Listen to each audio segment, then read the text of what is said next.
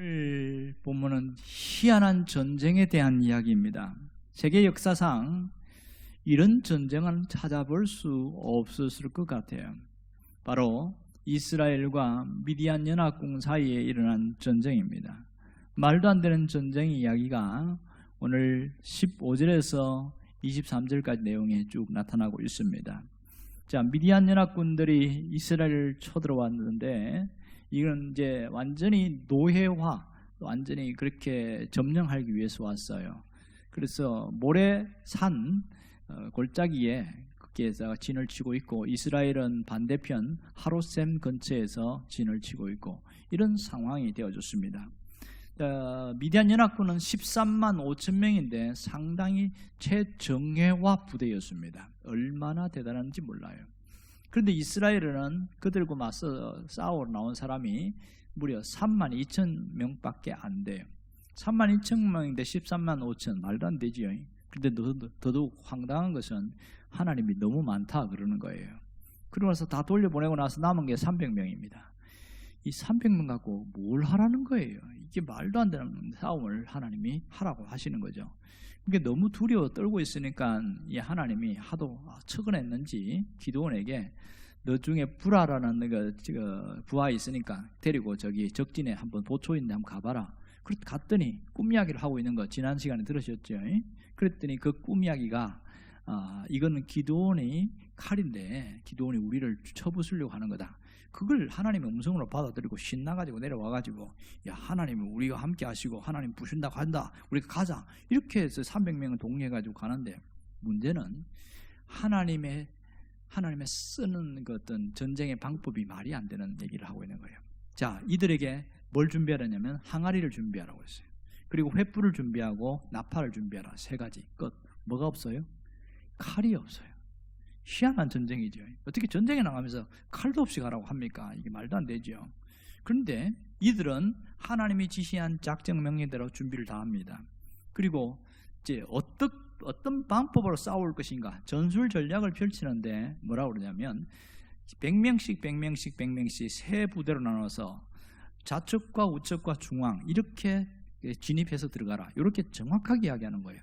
기드온의 신호에 따라서 항아리에다가 횃불을 이렇게 감춰가지고 그렇게 들고 가서 나중에 신호를 하면 항아리를 부수고 횃불을 들고 나팔을 불면서 소리 질러라. 이게 방법이에요. 희한한 방법입니다. 여러분이 만일 이 속에 있어서 이리대로 하라고 하면 얼마나 그대로 따라갈 사람이 있겠나, 그런 의문점이 상당히 많이 들어요. 저도 거기에 있으면 너무 이해가 안 된다, 말도 안 된다, 이건 숫자 무슨 일이에요? 이렇게 하라는 것은 죽으러 가라는 거죠. 조국을 위해서 네 한 목숨 희생해라, 이런 뜻입니다. 그러니까 자살 특공대처럼 그렇게 하라는 얘기죠. 정말 말이 안 되는 겁니다. 자, 그런데 하나님이 하라고 하는 방법 자체도 어떨 때는 이해가 안 되는 경우가 있습니다. 보세요. 항아리에다가 횃불을 집어넣으면 어떻게 될까요? 어떤 목사님이 이 성경을 읽고 진짜 이렇게 되는가 실험을 해봤대요. 자기 집에 장독이 있는데 빈 장독대가 있대요. 아마 시골인 것 같아. 그래갖고 이게 종이 나무에다가 끈 칭칭 묶어갖고 철사 묶어가지고 기름 넣어가지고 불을 지펴갖고 그대로 항아리에다 집어넣는데, 이게 들어가는데 쑥 들어가니까 불이 꺼져버리더래. 그리고 불을 안 꺼뜨리기 위해서 이게 이 횃불을 이렇게 입구 쪽으로 가까이 대고 들고 있는데 이게 너무 뜨거워서 들 수가 없는 거야. 아이고 뜨거워갖고 어떻게 들었을까? 이게 문제의 걱정이에요. 이 횃불을 집어넣는데 산소가 부족해서 꺼져요. 그래서 실제 고고학적으로 발굴된 기드온의 항아리를 발굴한 사진을 찍은 걸 봤더니 희한하대요. 사이사이에 항아리에다 구멍을 뚫어놨어요. 와, 그거 대단하더만. 산소 구멍. 그리고 맨 밑에 특수 제작을 했는데 항아리인데 밑에 손잡이가 있어요. 양쪽에 손잡이. 이야, 기가 막히다. 그렇게 해서 이제 특수 제작을 해가지고 간다고 칩시다. 그런데 무슨 문제가 있냐면, 이렇게 해서 횃불을 숨기고 들고 갔을 때 그러면 그 구멍에 뭐가 나옵니까? 불빛이 새 나오잖아요. 아무리 감추어서 가더라도 불빛이 번쩍번쩍 나오는 거, 그걸 어떻게 합니까? 이걸 들고 적진에 간다고 누가 봐도 알아차리지. 보초들이 바보입니까? 어때? 이상한 불빛을 보이면 그것도 한두 개가 아니고 300개의 불빛이 한 콜에 싹 밀려오면 도깨비불도 아니고 금방 알아차리죠. 바로 연락해서 보고 들어가고 이럴 거 아닙니까? 이거는 싸움 자체가 안 되는 거예요. 싸움 자체가. 그런 문제가 있고, 또 깜깜한 밤에 이제 가서 하라고 하는데, 자, 밤에 가서 그 시간이 언제냐면 이경은 9시부터 12시 사이입니다. 그런데 오늘 보니까 교대할 시간, 딱 교대하는 그 찰나 시간에 움직이도록 했어요. 그러면 적어도 2경 말쯤 되지 않을까? 1경은 6시부터 9시고 2경은 9시부터 12시인데 그 밤 12시에 여러분 그 야심한 밤에 움직이면 발자국 소리가 어떻습니까? 훨씬 더 크게 들리죠. 바스락거리는 소리만 해도 금방 크게 들 텐데, 그러면 들통나기 뻔한 얘기를 어떻게 그걸 그렇게 발자국 소리도 안 내고 어떻게 가냐는 거예요. 이게 있을 수 없는 거죠. 불빛도 문제고 발자국도 문제고, 또 하나의 문제는 뭐냐면 만일 보초들 중에 누군가에게도 발각이 됐을 경우에 이거 어떻게 할 거냐는 거예요. 전혀 방법이 없는 거죠. 발견되지 않고 적진 깊숙이 들어간다는 것은 거의 불가능합니다. 더더욱 말도 안 되는 것은 지금 적진에 13만 50명이 포진해 있어요. 여기는 300명이 갑니다. 그런데 그것도 세대로 흩어져서 가래요. 그러면 한 사람이 몇 명과 싸워야 되나요? 450명을 감당해야 되는 거예요. 450대 1의 싸움입니다. 지금 제가 초두에 뭐라고 그러냐면 13만 50명은 정예화 부대라고 그랬어요. 이거는 싸움에 능한 사람입니다. 그리고 이스라엘 백성 300명 어떨까요? 싸움 하지도 못해. 그냥 어쩌다가 농사 짓다가 뭐 정신없이 그냥 차출돼가지고 왔는데 아무것도 못해. 그리고 가는데 결정적으로는 칼이 없이 싸우면 뭘로 싸우면 횃불 갖고 싸워요? 이 방법이란 문제나 이 말이 안 되는 얘기를 하고 있는 거예요. 정말 이 과연 하나님의 작전과 지시대로 하라는 것, 이거 거의 목숨 걸고 가지 않으면 그 할 수 없는 불가능한 일입니다. 여기서 왜 하나님이 이런 희한한 방법, 말도 안 되는 작전 명령을 내렸을까? 왜 그랬을까? 이걸 풀어나가야 돼요. 하나님이 이렇게 하신 이유가 뭡니까? 하나님이 32,000명이 왔을 때 많다, 줄여라. 또 2만 명 돌아갔어요. 10,000명 남았는데도 너무 많다, 또 줄였어요. 그래서 300명 남았어요. 왜 그랬을까요? 이 전쟁은 하나님이 직접 하시겠다는 거예요. 숫자가 조금이라도 많으면 너희들이 능력이 있어서 한 줄로 생각할까 봐 아예 이왕 줄일 거 확 줄여버려가지고 마지막 300명, 이 300명이 누군지 아세요? 뭐든지 시키면 하는 사람입니다. 어떻게 차출했는지 아시죠? 제 개울에가 물 먹을 때에 그냥 너무 정신없이 달려갖고 입을 쳐박고 먹는 사람하고 물 떠갖고 이렇게 먹는 사람하고 요거 구분했는데, 요렇게 그건 뭐냐면 정말 마지막까지 어떻게 하는가, 이 300명을 그렇게 골랐단 말이에요. 자, 오늘 여기에서 놀라운 일은 기드온도 그렇고 300명도 그렇고 하나님이 말도 안 되는 작전을 지시했는데 그대로 했다는 거예요. 그대로 했다는 게 대단합니다. 보세요. 적진에 딱 들어가서 기드온이 사인을 줄 때에 제일 먼저 뭐 한 겁니까? 항아리를 부셨어요. 그리고 횃불을 높이 들면서 오른쪽에 나팔을 불고 그 다음에 외쳤어요. 이렇게 했을 때에 하나님이 그것을, 그들의 행동을 신호로 알고 하나님이 움직이기 시작했습니다. 하나님이 역사하기 시작하셨어요. 놀라운 일은 이들이 가는 동안에 가만히 보세요. 지금 어마어마한 일 가운데 있는데 이들이 움직일 때에, 자 보세요. 바스락거리는 소리 날 수 있었잖아요. 어떻게 했을까요? 하나님이 그들의 귀를 가렸고 눈을 가렸다는 사실입니다. 사실 사람이 움직이면 야심에 제일 먼저 듣는 것이 동물이래요. 그게 낙타들이 어마어마하게 많지요. 다른 동물도 있겠지만 말들도 있을 수 있고. 그러면 300명이 들어오면 이게 짐승이 먼저 놀랬는데 하나님은 짐승까지도 재워버렸어요.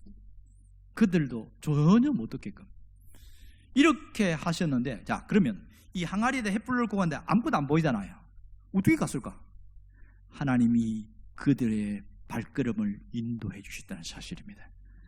그들이 가는 길을 하나님이 정확하게 인도해 주셔서 정확한 자리에 가도록 하셨다는 사실이에요. 그래서 시편에 보면 주의 말씀은 내 발의 등이요 내 길의 빛입니다, 이런 얘기를 하잖아요. 그게 딱 맞습니다. 뿐만 아니라 적시에 하나님이 이들의 작전 명령대로 하나님이 그들이 움직였을 때 하나님이 하신 일이 뭐냐면 눈을 뜨게 했어요. 그런데 혼미하게 만들어버렸어요. 적군인지 야군인지 모르고 잠자던 사람도 보초병도 정신을 차리고 보니까 막 갑자기 소리 나가서 정신을 당황했는데 죄가 적인지 그게 구분이 안 가는 거예요. 그래서 칼을 빼서 자기들끼리 싸우게 만들었어요. 자기들끼리 얼마나 많이 죽었는지. 13만 5천 그 정예화들 서로가 이 전쟁을 잘하는 사람들인데 자기들끼리 치고받고 죽고, 그리고 나머지 300명이 뭐 한 줄 압니까? 거기에 널브러져 있는 칼 들고 가고 그냥 도망가는 사람들 그냥 쳐서 죽이는 어마어마한 전쟁의 역사가 있었어요. 이 모든 과정 속에서 일어난 거 보면 하나님이 하셨어요. 더더욱 놀란 건 뭔지 아세요? 그들이 미디안에 7년 동안 압제를 받았는데 틈만 나면 약탈해가고 빼앗아가고 먹을 것도 없고 너무너무 고통스러웠어요.